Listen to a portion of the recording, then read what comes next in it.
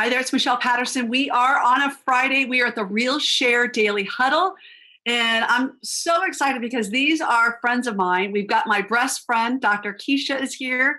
And then we also have Liliana Partida, and you hear from her every Friday, as well as thank you so much, Dr. Keesha, too, for coming on board and really being able to ask the questions around nutrition, around lifestyle, and setting it up where we've got, and I'm actually going to go ahead and mute, Connor, if you can, the backdrop.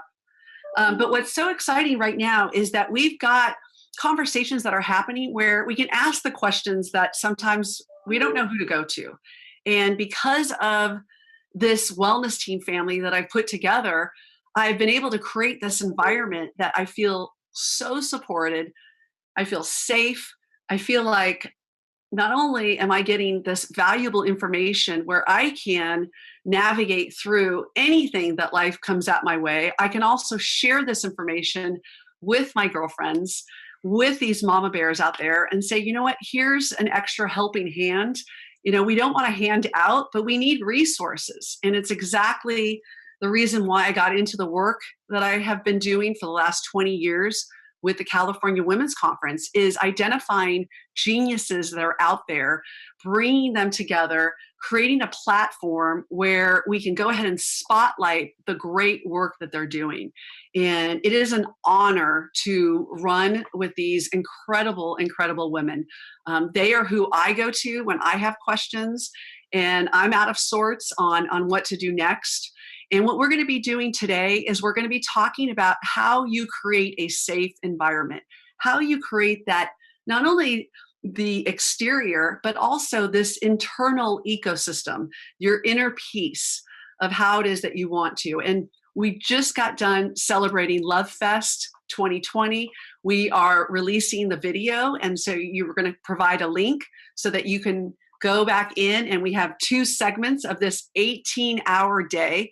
I think individuals came on and they wanted to be a part of it, and they were so blown away by the expertise and just this overwhelming sense of togetherness and support. And that's what we've been doing, is creating this safe environment so that we all can benefit, we all can play together. I want to give a shout out to the women, Sarah and Yvonne, the founders of childhelp.org.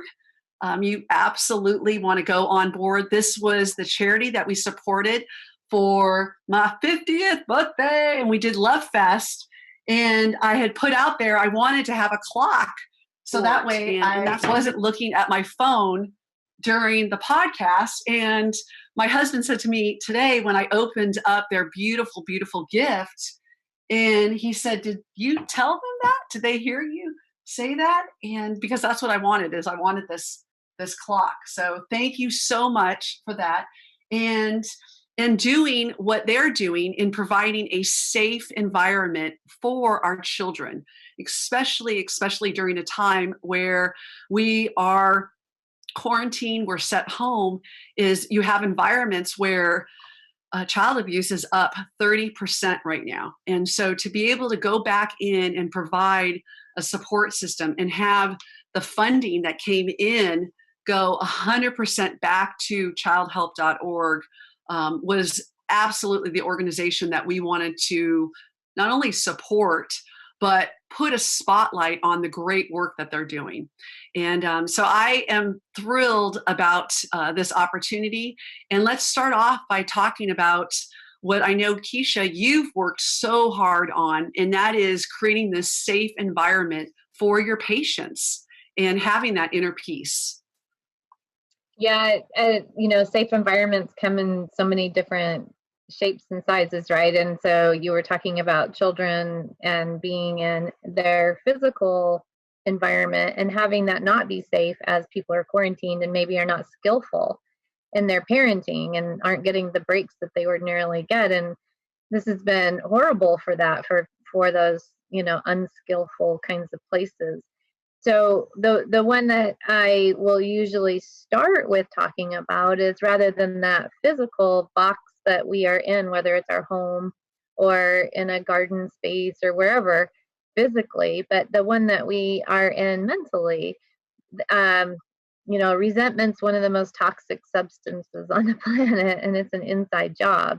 And so when we think about like having all of your cells bathing in resentment, or your organs in a bath of resentment, that's so unhealthy. It leads to inflammation. And I work a lot with women and men with autoimmune disease and cancer, and that's oftentimes where I'll start, is where is the resentment that we need to. I always think about it as pulling the plug out of the bathtub, so you're not bathing it in it anymore, and beginning to change it the way that your mind is, and alter how you are. And one of the ways of doing that is just to even acknowledge, like when you're first diagnosed with autoimmunity or cancer, the concept that our society just never embraces of impermanence. Everything's going to die. If you think about like what you can see in my office here, there's a telescope, and there's a wooden statue, and there's a Himalayan salt crystal lamp there, and a candle, and a printer. Like even the beams and the roof over my head, eventually all of it will deteriorate and die, including this being, right? And so that part really creates a lot of fear and anxiety. And when people get diagnosed with an illness, they often feel resentful toward God, toward life, toward somebody that's traumatized them, toward their own bodies. That's one of the things I work a lot with people, is feeling betrayed by the body, and helping to heal that, and to really just sort of like drop into this acknowledgement that if you look outside, like I have these great big windows here out to nature. Nature also is demonstrating that everything that I can see out there will eventually end. And so somehow we've gotten out of alignment with the natural world as humans, in believing that we can make everything permanent. We can not age, we can not deteriorate, we won't die, right? We're not even cognizant of the fact that we're actually coded in our genetics for we're going to die. And how we activate that code is up to us in some form. Like if we eat well, if we have really nurturing and nourishing thoughts, if we take care of ourselves, if we sleep, if we hydrate, then we can keep that genetic code from flipping on as quickly, right? But no matter what, it's going to flip on. We die one of two ways. One is through trauma, accident, suddenly, or we deteriorate and die. And so just by dropping into that acknowledgement of, oh, but that's not happening right now. I'm alive, and I'm fully engaged in my heart's beating, and my breath is moving, and there is this beauty around me, and I have people around me that I love and that love me. So it drops you into a space of gratitude by first acknowledging, oh, everything's impermanent. This is part of life's plan. Oh, but right now that's not happening. So what can I appreciate? Have I ever really spent time appreciating the third toe on my left foot? Like if that's gone, your gait is challenged, and we never even give appreciation to that little toe, right? Or to this function of opposable thumb and forefinger. Have we ever actually sat and looked at that and said, wow, I'm so immensely grateful for that function of this body. This body is amazing, and it never rests, and it goes through life being underappreciated and not thanked. Even when we think we're resting and we're asleep, it's working so hard, detoxing. The little garbage trucks of our lymphatic system are coming out and picking up the garbage sacks that the cells have put on the outside of the cell wall for the night. It's just like working so hard. And it does it from the time we draw our first breath to when we draw our last breath. And it does so without thanks often, because, we do this thing where we look in the mirror and we think about all the things that are wrong instead of what's right. And so that bathes yourselves in something totally different when you have that deep appreciation and gratitude and wonder and awe for the gift of this body that we have, right? And you said so much. And I just want to sit with that too, because you and I have spent hours talking about this very, very topic. And that is, there's two things out there that we all are going to experience: death and taxes. Right. And so why? And some people avoid the taxes part, but they're not going to avoid the death part. Yeah, ironically enough, I told you this. I was diagnosed with stage 4 on tax day, April 15th. And I ended up having a conversation with a tax issue. And they had called me and I said, I was diagnosed on April 15th. That's got to count for something. And so, and I kept a copy of this, but there was a fee. And I just brought this up and asked, hey, can you give me some support on this? And they did. They sent it back over and I got an invoice that was zeroed out. It was a couple $1,000. Yeah. That's called playing the cancer card. Do it. As I tell my kids who look at me and I'm like, you know what? I am going to play that card. That's right. Well, I can't play that card. And for me, again, it goes back to it's really, showing up and recognizing, hey, this is something, it's a conversation that all of us are going to have. And my girlfriend, Lisa Vargas, says, she goes, you got the golden ticket. She goes, you got the golden ticket because you got to decide how you wanted to have the conversations go with the relationships that you had. You didn't die in a helicopter crash. You didn't die. You are, one of the lucky ones, Michelle, that have the opportunity to get really real with the information that you have and have, if there is any trace of resentment at all in there, and I believe wholeheartedly that that's where my left breast tumor originated, was because I wasn't releasing this resentment that I had built up. I know it like, it goes to a place of being in my gut where I know that's where, and for me, that's exciting because it's an opportunity for me to get real with myself and say, you know what, I know that's where it came from. And this is something that I can get one with myself and really address it head on. And that's what I've been doing, so much so that my body is saying, thank you. I love you because you are recognizing this earth suit and you are recognizing I only am habitating this earth suit for a period of time, a very short period of time. So Liliana, tell me, because I know you and I have had many, many conversations, a couple of them, me crying, where you're instructing me, how to give myself an enema when I am in tears. I'm, wrapped around the toilet in tears because I am so constipated because of the new treatment that I have been on. And, I called you once and then you didn't pick up and you were with the patient, and I called you again and I was so appreciative because you took my call. I said, okay, this sounds like an SOS. I better take it. That was the only time I've done that ever. Yeah. And I was like, okay, this is bad. Like I am physically ill because my body is just not releasing this toxic garbage that's in me, literally. Exactly. Well, I wanted to go back and just start, you guys first started talking about children.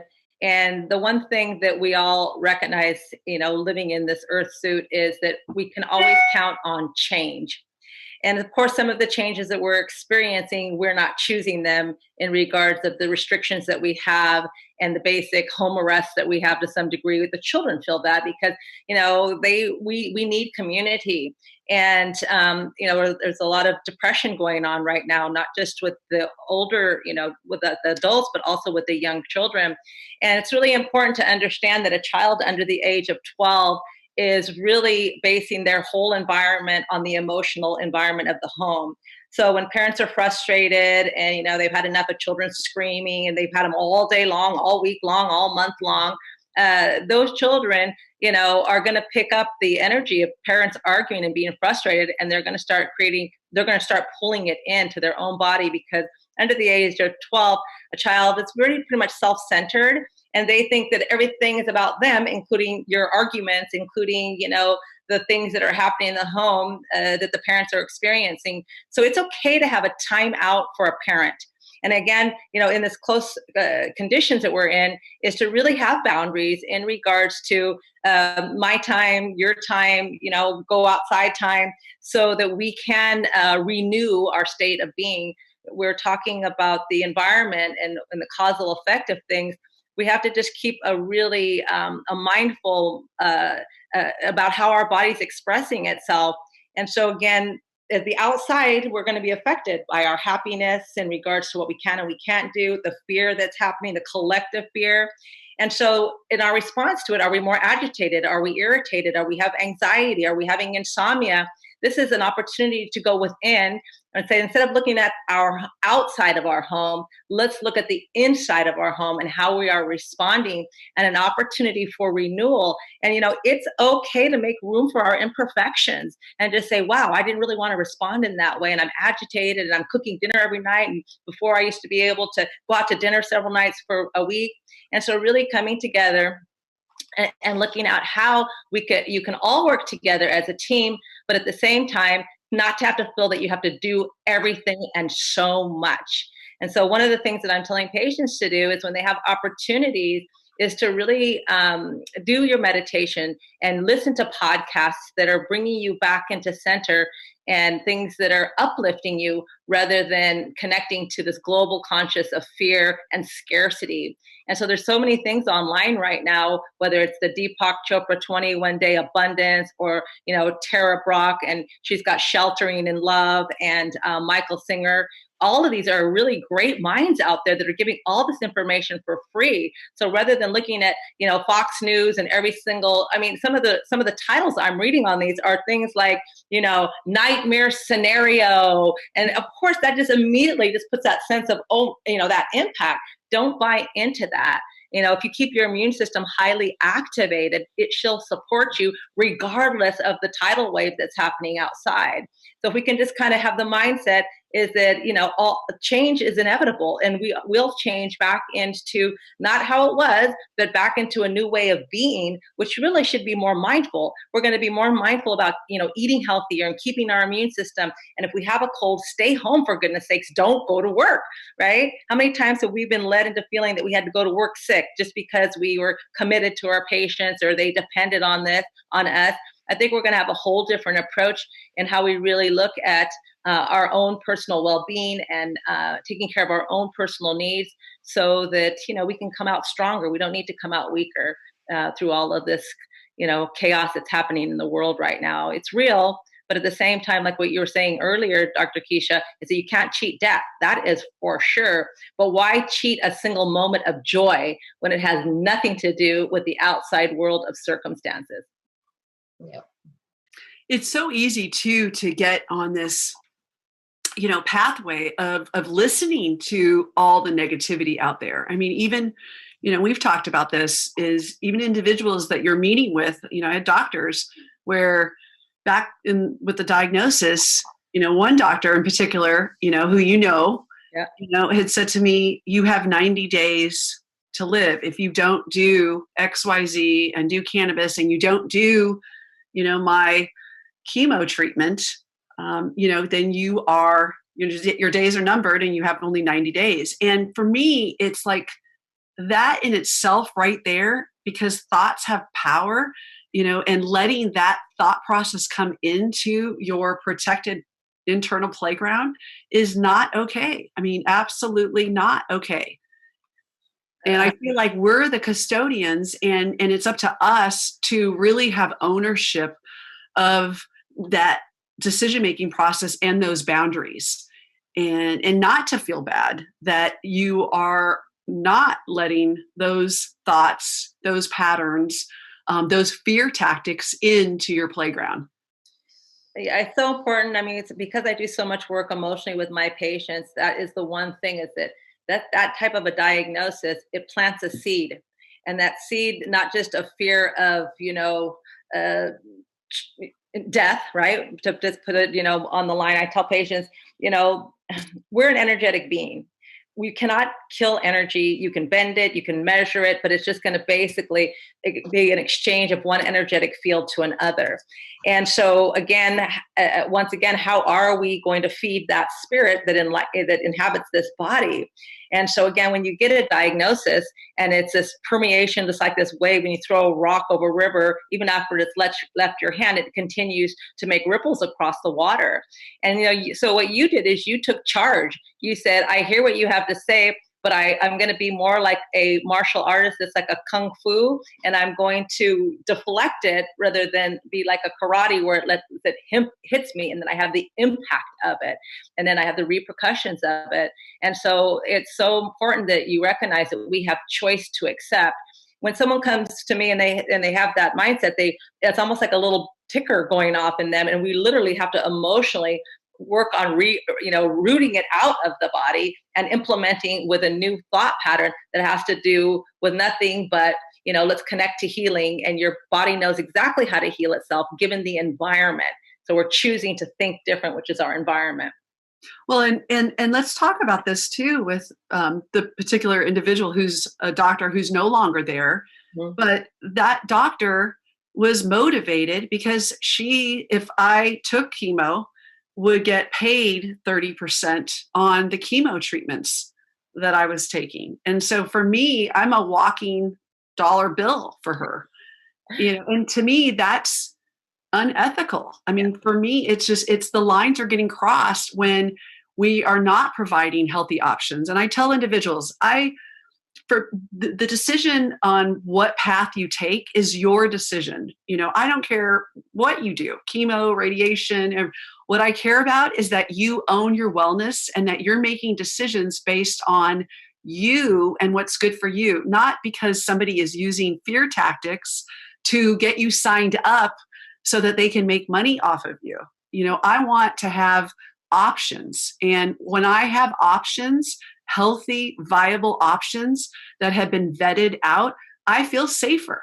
I feel like then the onus is back on me, and I can look and say, hey, I have the lay of the land. I can look out across the planet and say, you know what, there's not just a couple options in chemo, radiation, surgery, drugs. There's actually other options that are out there, starting with working on your emotional state and to, what Dr. Keesha talked about is building up. If you've built up resentment, is how to release that.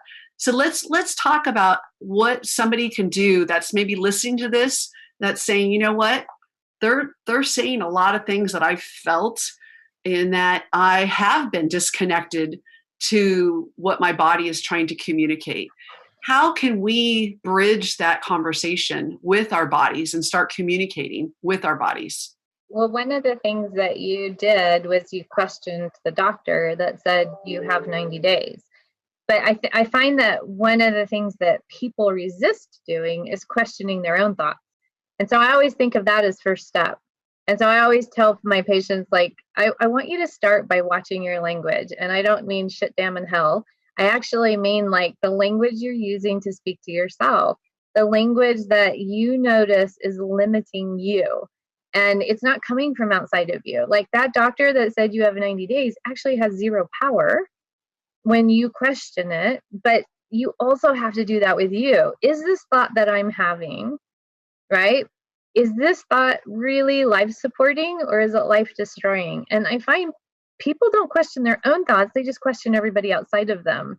And that really has to start with questioning your own, this thought that I'm having, this thought that I'm ruminating on. Rumination is the washing machine of resentment. It's like the spin cycle, right? It gets it going over and over and over and over again. How come this person did this? How come they didn't do it this way? How come, and just over and over. And that causes destruction. So, it's right there. Can you stop the spin cycle? Can you question your own thought and say, oh, is this thought supporting life or is it destructive to life? Does it really matter? Can I just look at that thought and kind of have some lightness with it and laugh about it, right? Yeah, I tell my patients that they need to be the hall monitor of their mind. And in that mindset is just, like what you said, question that thought. It comes in, it's making me feel, right? So I tell patients when they feel uncomfortable, whether it is, stress or anxiety or sadness, I ask them, what is the narrative that they're listening to in their mind? And they just ask 3 simple questions. One, is it happening to me now? Which is usually 99.9% no. What benefit is this thought to me? Right. And then the mindset is if it has no benefit and it's not happening now, then it's an illusion, but you're creating a chemistry of it. And so again, it's not to be Pollyanna about it. Oh, I have a thought. I shouldn't think about that. It's going to make my cancer grow. It's to examine it and just say, let me get out of the future and let me get into the present moment, because this is where all the blessings take place. The yesterday, if I'm in the sadness, that's yesterday's story. Either direction, you're not present to take in those blessings. And so that's the same thing with me, Dr. Keesha, is I really get them to just pay attention to what is that critical voice going in on their head. And if they really say to themselves, would they speak to their 9-year-old daughter with what's going on in their mind? If so, yes, continue. If not, then we need to, command it. You have no place in my home. Right. Anxiety happens when you're future tripping. Depression happens when you're stuck in the past. So it's like if you're not in this present moment, then you can witness like, oh, that's causing me anxiety. Oh, that's causing me depression. Exactly. So it's good to stay in this present moment with this breath and this heartbeat, this moment in time with this version of myself rather than the one that was already, right? Yes. You know what I figured out through this process, and the thing that I love about this conversation is the thing that I figured out is that when I'm experiencing pain or I have back pain or I have you guys have heard me talk, now for the last year. I went in to the hospital, to the doctors, and was complaining about my left side, my left arm. They sent me home twice saying that it was a pinched nerve. And that's how my journey started, was my left side just having this excruciating pain. And it wasn't until I really started getting quiet with myself, and I've got it down now really, really well, where I'll have this pain come in and I get quiet. I oftentimes will utilize meditation for this process, but I'll just get quiet and listen to where that pain is coming from, what it's trying to tell me. And all of a sudden, what happens is it dissipates. It goes away. I don't feel that pain anymore. And the only time that I do start feeling that pain is when I start focusing on the future and worrying about the future or looking at the past. When I'm outside of that sweet present moment, then that's when the pain comes in. And that's I've been so blessed because of that, because I haven't had the pain like my grandmother went through. I watched her suffer miserably, and what they did was they just kept increasing her medication to the point where she was comatose. She was completely out of it. The kids and I were not able to have conversations with her. She lived with us and helped me raise my family for 9 years. And we really didn't have an experience with her at all in her final days with us, because she was on so much medication that she wasn't able to be present. And it was awful. Yeah. It's really important to check in with your body and ask it what it needs, and it's really interesting. I always say we're the group of the most entitled people because we have this expectation of our bodies that it's just going to operate the way that we expect it to, and there's nowhere, like, no one ever promised us that our children are going to outlive us. No one ever promised us that our bodies are going to work, at full function until the moment we drop over dead, or that our minds will be completely there when we die. There's nowhere in the fine print of the contract of life that says you are entitled to this, right? And yet we are so entitled about this. Like, My body is supposed to have 2 legs that work at all times. I'm supposed to have enough energy to get this task list done. I'm supposed, and it's just like we get really upset when it's not happening that way. So being able to drop in to this gorgeous organism that's housing our spirit and just say, hey, I'm hearing you. What is it that you need right now? Right. And like treating it like it's a toddler trying to get your attention with that much love, like, oh, hi, sweetie, what do you need?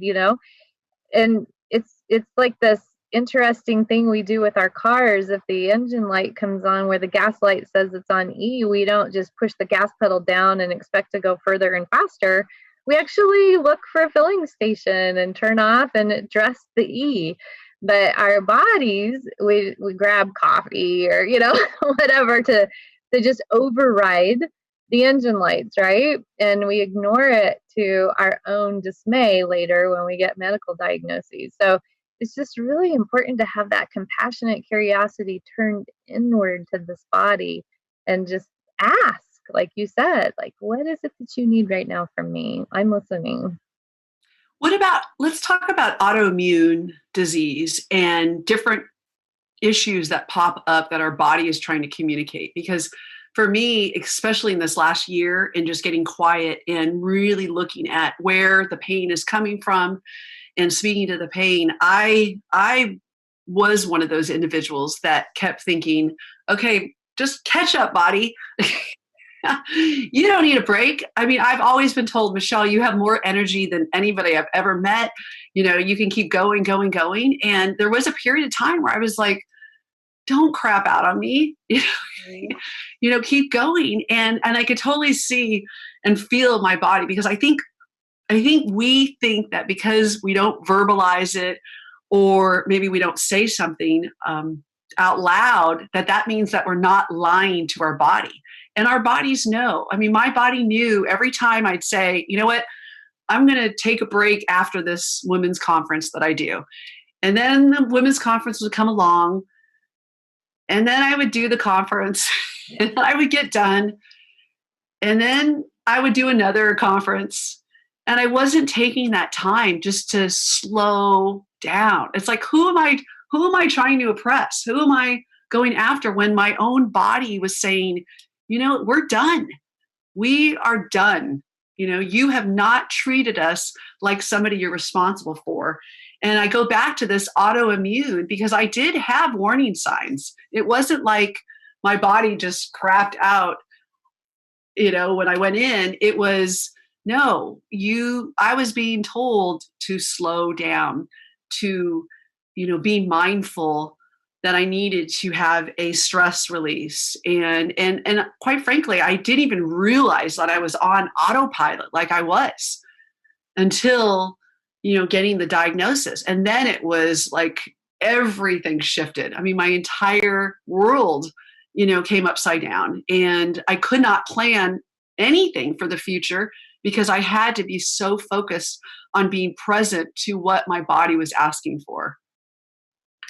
I always ask my patients, please don't wait till I diagnose you with breast cancer before you finally, right, stop and start taking inventory about what's really important and really listening and collaborating. You asked about autoimmune disease.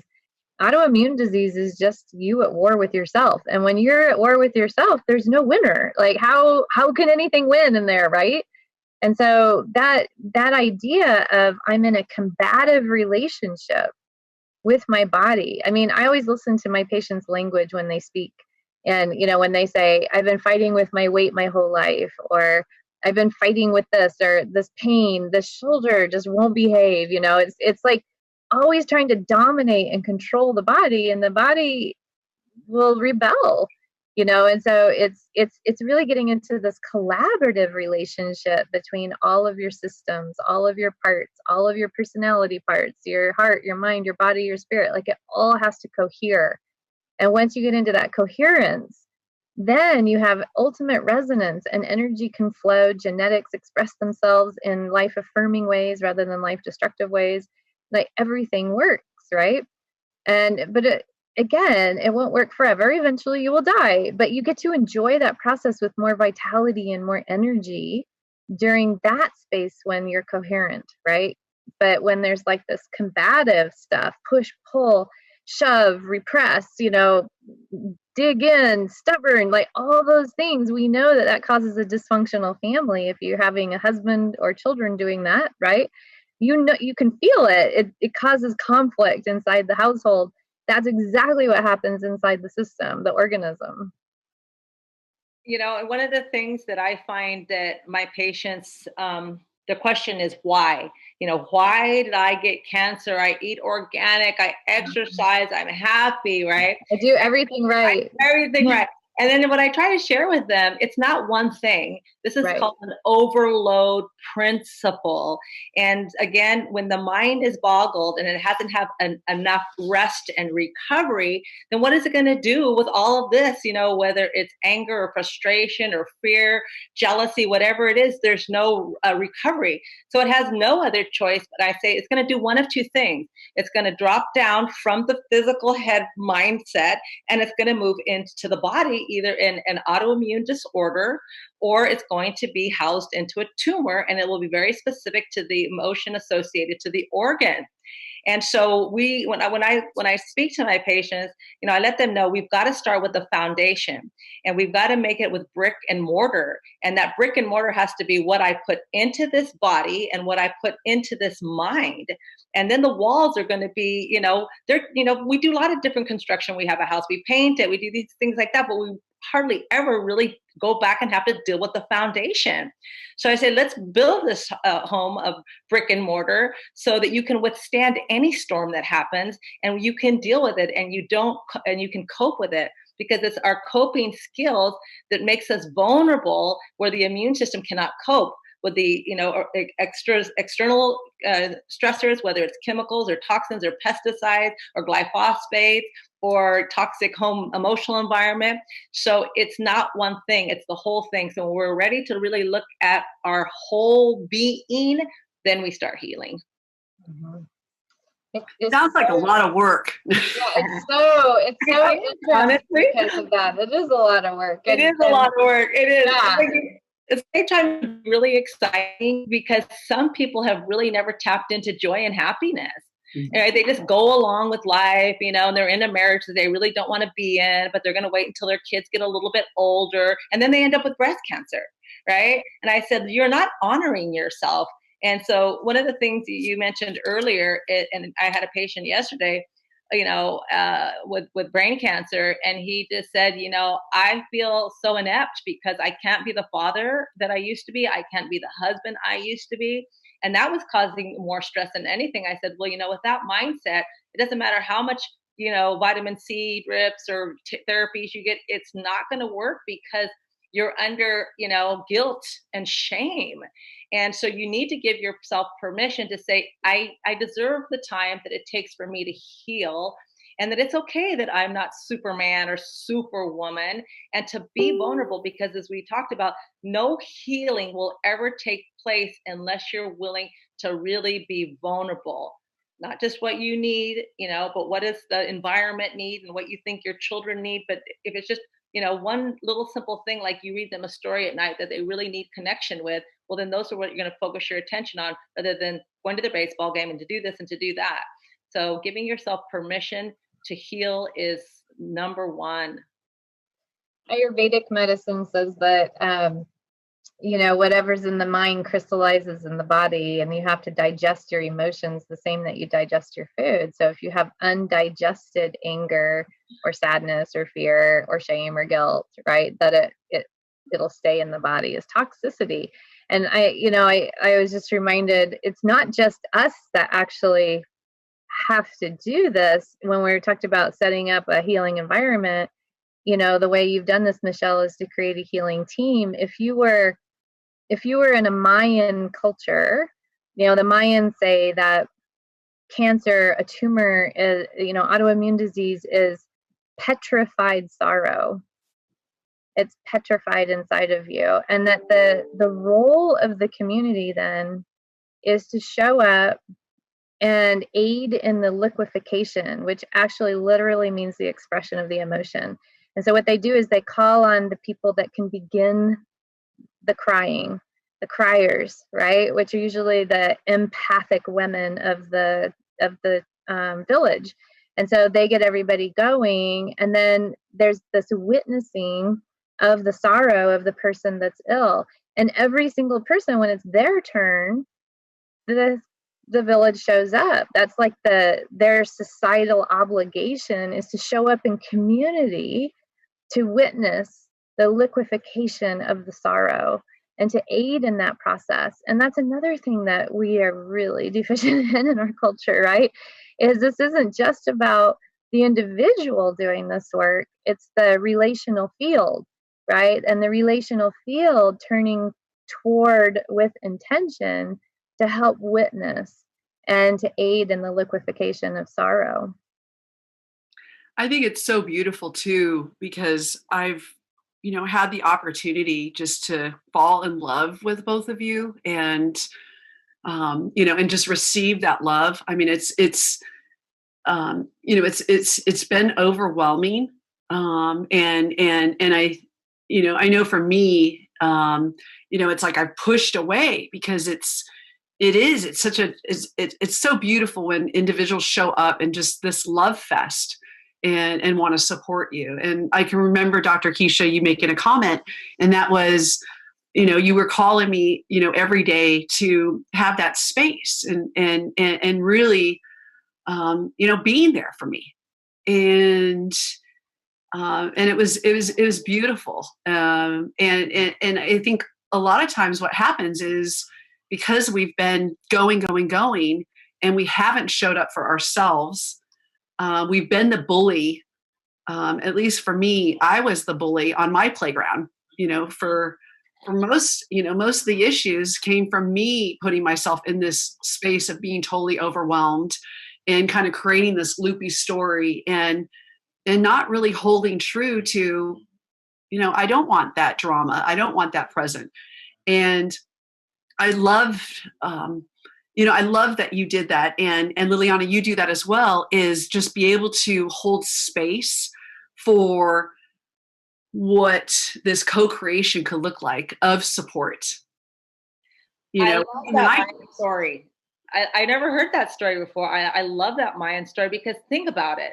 It allows you to be in the essence of your vulnerability and without any inhibition whatsoever.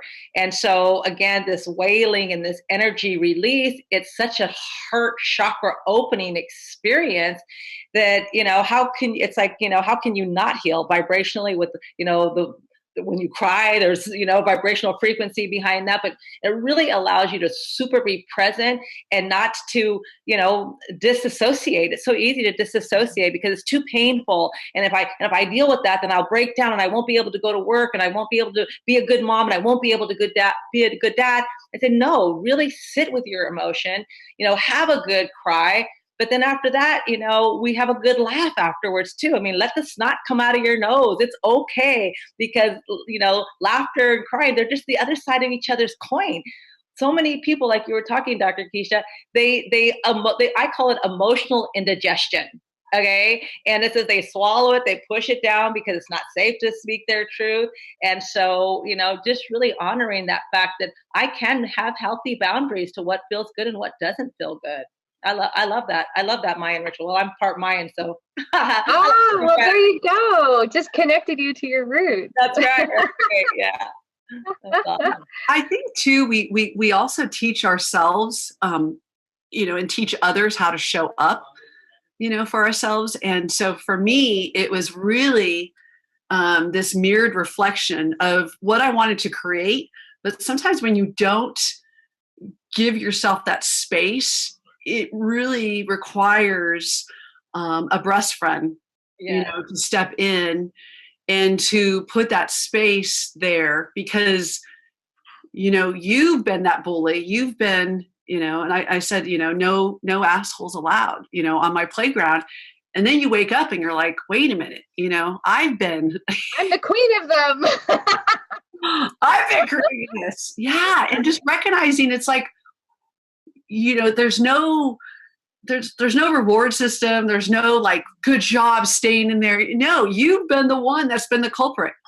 And when I started figuring this out and started figuring out that I could teach myself how to show up for me, I could be my best friend. I all of a sudden it was like, wow, I am one of God's children.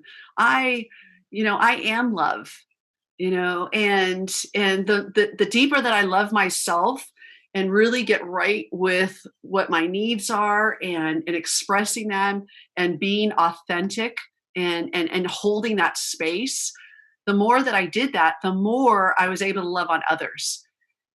And I think too, it's like this last year, I mean, it's, I was able to have a tantrum and no one left me, the people that I love me back. They are like, all right, let it out. It's so great because so many of us don't have an opportunity to express. I was talking to one of my patients, just on this whole thing about, okay, well, we aren't going to have the opportunity to have this beautiful Mayan ritual. Well, how can we even create it in our own home?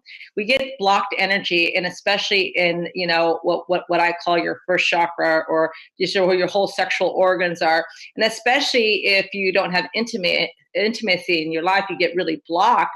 And so I always say, okay, one of two things, grab your kid's hula hoop and just do a little bit of hula hoop and just, allow this whole energy to just move, or put some belly dance music on. Any kind of drumming automatically gets that whole primal energy moving. And I said, who cares, put some music on and just let your body go. Or even connect with like a mantra, an Om mantra, where you're actually verbalizing and bathing your body with sound. Your Tibetan bowls, Michelle, are awesome. So there's so many things we can do at home, because many people might be going, well, gee, how am I going to connect to a shaman or a Mayan, someone healer? But there's so many things, even hands-on healing, and there's so many, so much opportunity, especially with a lot of the Christian communities, do a lot of hands-on healing where they pray over you. And so again, any of that amount of energy is sending that beautiful, tapping into those blocked energies. And I say it's the quantum field that we really need to connect where healing takes place. And so there's the breathing work. I like to do yoga fire breathing, just that, and then again, that's just another way to move this energy field out as well. So we've got just a few, another 5 minutes left with us. And thank you want to say too, is to our audience. I've asked these brilliant, brilliant minds to join us every week. We've got Liliana, who comes on Fridays, Dr. Keesha, anytime that I can share my breast friends, with my mama bear friends. They are just so, so appreciative, because again, I believe that if we can go ahead and get really centered and have honest conversation and come to the table and just say, let's be transparent. This is where I'm feeling blocked. Help me get out of this. And I feel like the two of you, have done that repeatedly and repeatedly. And I just want to share with people. It's like, you don't have to, live in despair. You don't have to be in a situation where you are having anything but 100% joy brought into your life. If you're having a marriage that you are not fired up about, own it. What is it that you are not happy with, and have that conversation. And with Eric and I mean, he's, and you guys both know him really well. I mean, it's so fun for me to watch him, because I was a tyrant. I was, it was like he has mustered up this, courage, because he feels like, what, I don't want to be out of integrity in my interactions, with Michelle. I want her to know what my needs are. I want to know what his needs are, because if he's not happy, I'm not happy. I mean, it's like we're living this fake relationship. And when we're not being totally authentic with what each other needs. And sometimes that's scary to be so out there with what it is that you need, because you have this feeling of like the person's going to leave. And it's actually just the opposite. I believe. And that's what I'm finding in interacting with my family. It's the more that I'm learning about what they need, the more that I want to talk about it so that I can share, how we can come together and just have this relationship that we've never had before. It's awesome. I mean, truly awesome. I think, it's so important that, focusing our attention on just what you said, being serviceable is receiving. And so even like with patients who are in a diagnostic state of their situation, I say, who can you mentor? Who can you help shepherd through some of it, maybe going through the same thing that you're going through? Because God doesn't give these lessons just to hold on to them for yourself. And when I connect them with opportunities to do that with people, all of a sudden now they're not focused on their own issues and their own pain. They're in service, and they're getting the blessings at the same time. Like today, I talked to this woman, and she didn't know me from Adam. She does a scanner, which is an incredible machine, scanner, and she's a 70-ish woman. She says, well, I told her about, I've got some sleep issues. She says, I ride the bus everywhere. She goes, but as soon as this coronavirus is, I live in Hollywood, but I'm coming straight over to you, and I'm going to catch a bus and I'm going to work on you. Right. And it was just like, wow, she did, I don't even know this woman, but we had a really long chat, getting to know each other like you and I when we first met. But that's what you call, when you're in service will come to you no matter where you are in the world. And it doesn't need to come from the person that you're giving it to. Amen. Amen. When you get nervous, focus on service. That's right. When somebody is coming from a place of fear and they don't want the support, they don't want the help, how do you interact with that? You just have to kind of take people where they're at. You cannot force somebody to do, say, think, feel something they're not ready to. All you can do is plant the seeds and be there in loving generosity. Too many people are rescuers, and their own self-worth is tied up in whether or not the person in front of them takes their advice or does exactly what they say to do, right? That's not the idea. That's what causes drama. The drama triangle is, it has a rescuer on one point, it has a persecutor on another point, and a victim on another point. And in one conversation, you can flip between all three roles if there's drama. And so when you go into more of a durable triangle, then you're a resource. And so then you just offer the resource, and then you persevere instead of being a perpetrator. And then you also are vulnerable, right? With your own story. And you just say, this is what I'm here to offer. I'm here if you need it. And you keep offering. And then you don't tie up inside of yourself about whether or not they accept. And people have to get to it on their own. You know that, Michelle. We all know that. We've all been there where people have offered us something and we haven't shown up for that. And they don't want to be fixed. I think I go back to, I was smiling because I was thinking back to when you and I were hanging out, and I'm in the back room, and you had this, you were on my, on my chest, and we were just like hanging out, and it was so relaxing. And it was just so I just felt so supported and not judged. And it was just like, at where I was at. Didn't have to force it, it just being, and that state. And that's what I really think it is getting your internal being to a place where it's just you in your full essence, where you're just being. That is if somebody's not accepting your help, that's okay.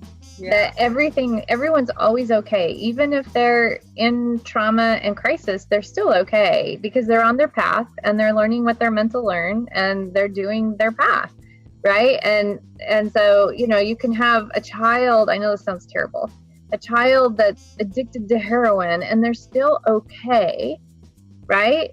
It's that they're doing their path. And so people aren't able to see that. If things don't line up the way they want them to, then that means everything's not okay. But actually, life is chaos. And so in that chaos, learning can happen and reshape reality. And so in that space, if you can just go, okay, I'm okay, they're okay, everybody's okay, that goes outside of codependency where you have to have control. You have to have it be okay for you to be okay. being really, really emotionally mature and healthy is that you can allow somebody to have a disintegration and you're okay because you know they're okay.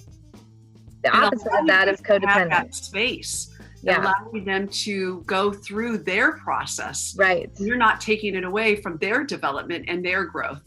Exactly. I absolutely love that. Well, I can't wait. We're going to go ahead and start circulating these times. I feel like I'm getting so much amazing information from the two of you, and thank you so much for taking the time to help educate this community of that all the answers. They've got it.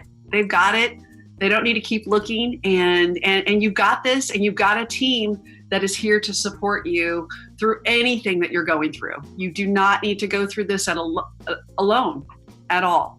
So thank you so much. We're going to start rocking it. We've got some music coming in. Oh.